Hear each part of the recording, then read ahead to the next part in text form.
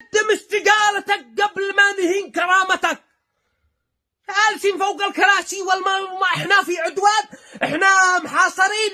فعلا احنا في عدوان واحنا في حصار جو وبر وبحر، والذي يتكلم غير هذا الكلام منافق. ولكن انت ايش مهرتك؟ انت ماسك هذا المنصب ليش؟ من اجل تعالج هذه المشكله، واحنا في ظل الحرب والحصار الجو والبر والبحر. طرحناك في هذا المنصب من اجل تخدم الشعب في ظل هذه الظروف.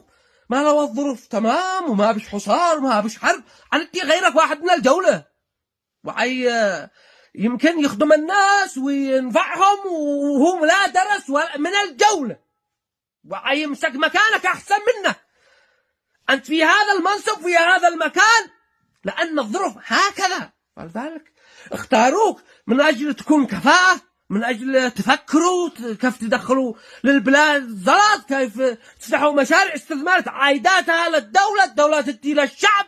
أقسم بالله أن بعض الأحيان أخزن وأفكر جامعة صنعاء، الجامعة القديمة والجديدة وكلية الطب يمكن مليون لبنة.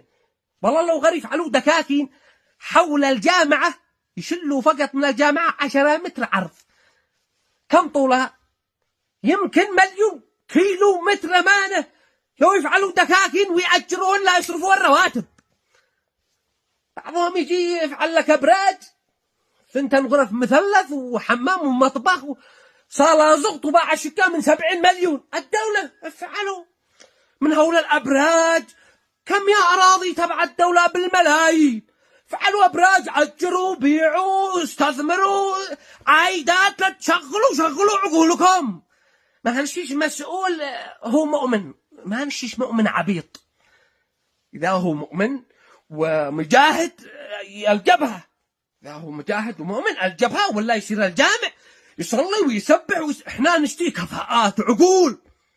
يمسك منصب يوم ثاني يدخل عائدة للبلاد 100 مليار. إحنا نشتي ما علينا. مؤمن ما هوش مؤمن، نشتي أذكياء، نشتي ناس ناضجين واعيين.